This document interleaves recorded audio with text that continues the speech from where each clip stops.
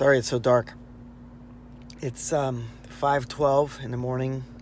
The race starts at 6:30. I'm here in Longjin. That's Dragon Well.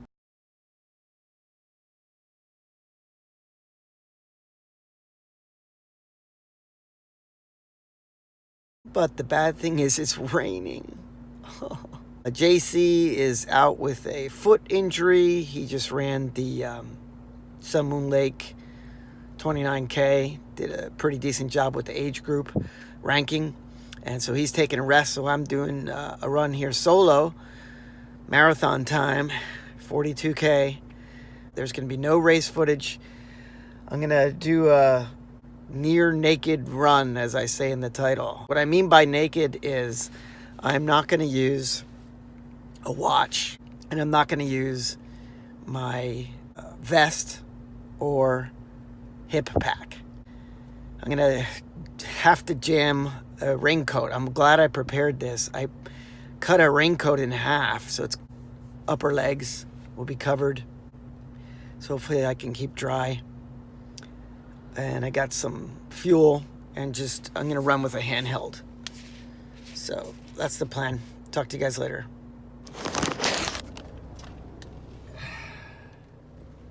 There you are, right where I put you in the glove compartment. There's still some finishers coming in. The Hanson Marathon Method, that's the method I'm going to use from now on. I broke 4 hours. Again, let's tell you a little bit about it. It was 15 degrees Celsius outside. Good weather to run in. Sorry I don't have footage, but I didn't want to be messing around with a camera. But I will throw in some pictures. Got in there early this morning, like an hour before the race started. The expo is on a field, and they have like tarps, acres and acres of tarps. This morning, when it was dark out, I was tripping. Somebody's going to break their ankle. It's just all uneven ground with a tarp over it. And then they had tents. And I was sitting in front of the announcers. So they were blaring right in front of me. It was so loud. I just had to walk away from that. Got in formation and stood around and talked to a few people. The rain stopped right when it was at the start. It started off where we're running through between flower fields.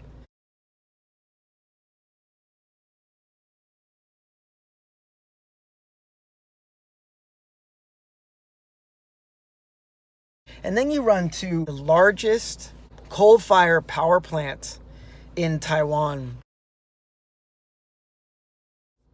It is a major polluter, and I mean, you could see it as you're running at it. Maybe it was a combination of the overcast weather, but also probably pollution. I did check today when I woke up, it was in the yellow in Zhanghua, and I checked the map for this area, Longjin, half hour away. It seemed okay. But once you get past the power plant, you go by the ocean. There's like an inlet, and you can see all the fishing boats, and you get the smell of the sea. It rained once, like halfway through, and I put on just the sleeves of my raincoat just to like cover my chest area, but I hate running in those things. So I just stuffed it back in my pocket, and it stopped raining, and a lot of the race was on a raised kind of bike path, which was really cool. And sometimes we were down to like a single file. There's a lot of parts which are kind of out and back, so the leaders are passing you, and you can kind of gauge where you are. And then when you get on the other side of the out and back, then you can kind of count the people who you're ahead of. A bit of a pick me up, and everybody's saying Jayo, Jayo. I have to thank this guy named Jack. This dude ran 268 marathons. I was like, there is no way I'm gonna beat this guy. I stayed pace with him for a while, and then I was chasing him for like 5 miles, and then he was just gone. And then I met up with some other guys. Didn't even talk to them for like 5 miles, but I was pacing them step for step. They were speaking Taiwanese, so I couldn't understand them. I speak Mandarin, but not Taiwanese. And then they did the nicest thing. This guy passed on a bicycle who I guess knew them. And he had manyo. If you're in Taiwan, you got to know what manyo is. Manyo, right? Yes, manyo. I'll show you a picture right here. Manyo! So this guy was handing out manyo to his two friends. The guy on the bicycle handed it out to his two friends. And the two friends said, hey, what about, the foreigner? What about that guy? And he gave me one.